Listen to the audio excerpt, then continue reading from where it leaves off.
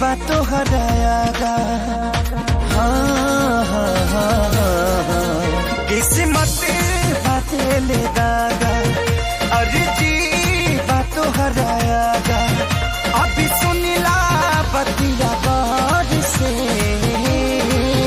बस ये तने कराए राम जी दिल लागे नयब के हुआर से। बस ये तने कराए राम जी दिल लागे नयब के हुआर से।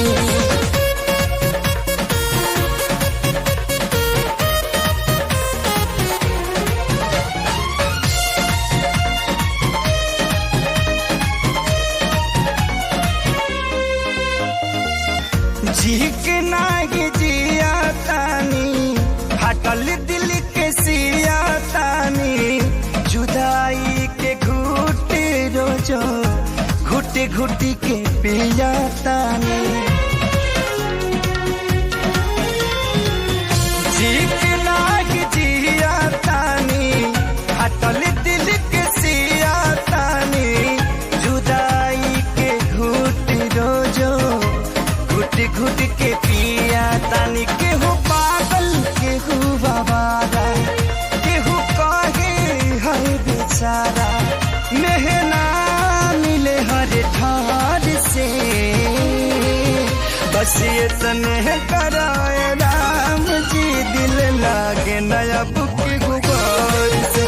बस ये तने कराए राम जी दिल लागे न अब के गुबार से।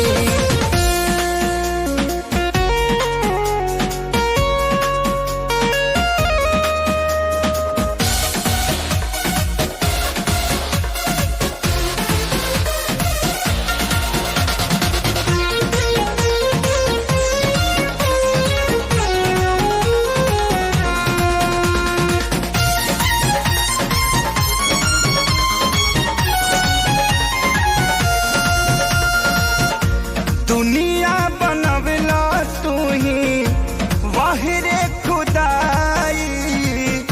काहे ना बनवला दर्द दिल के दवाई।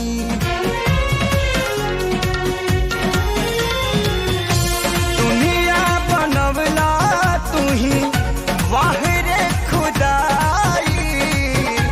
काहे ना बनवला दर्द दिल के दवाई।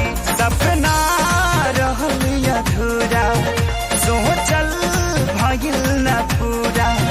गुजरीले दुख के दौर से बस ये तने कराए राम जी दिल लागे नयब के हुआर से। बस ये तने कराए राम